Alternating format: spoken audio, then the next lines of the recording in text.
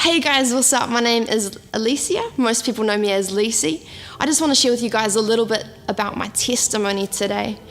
I've been a part of Kingdom City for a couple of years now, and it's an amazing place that I absolutely call home. But there was a time where I didn't know God. See, when I was younger, I went through some things that I guess a young girl probably shouldn't really have to go through. And those events led me to a point where, when I was 17, I overdosed and attempted to take my life.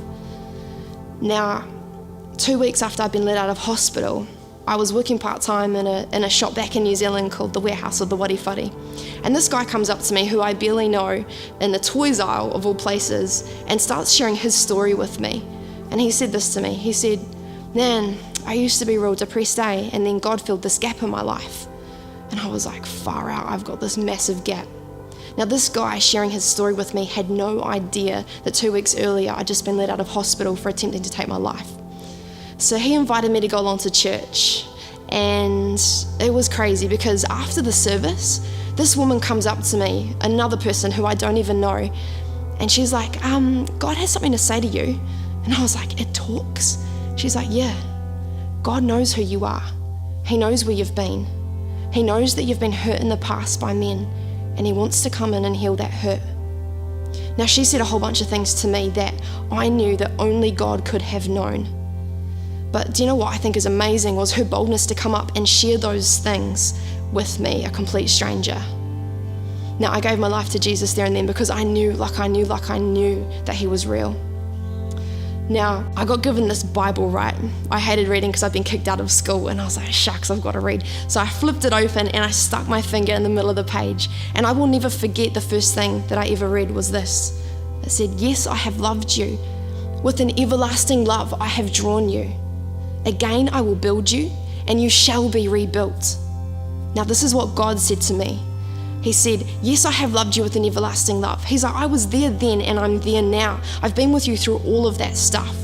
I have drawn you. I've drawn you into me, but I've drawn the blueprints for your life. See, you've gone this way, but I've drawn them this way. So again, I will rebuild you and you shall be rebuilt.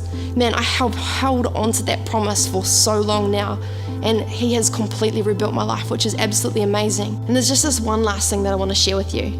See, a few years on, I was involved in youth ministry, and I was at this young person's house, and we're sitting on the couch praying, and this woman walks into the room and through and into the kitchen, and I just started hearing in my spirit her prayers, her prayers, her prayers. And I was like, what is this? Like, I have to get up and go and speak to this person. So I got up and I went into the kitchen, and by the end of our conversation, it turned out that she was the nurse that had looked after me when I had overdosed and attempted to take my life. And she had prayed for my salvation. And I was able to tell her that 2 weeks after that I had come to know Jesus because of pretty much a stranger in a shop one day. I guess as a result, because that nurse prayed for me when I'd overdosed and attempted to take my life, because that random guy come up to me in the toys aisle and shared with me about his faith and about God, because that woman at the church was bold enough to come across the room and speak to me, a person who she didn't know, about something that she felt God had told her to come and speak to me about, I'm alive today.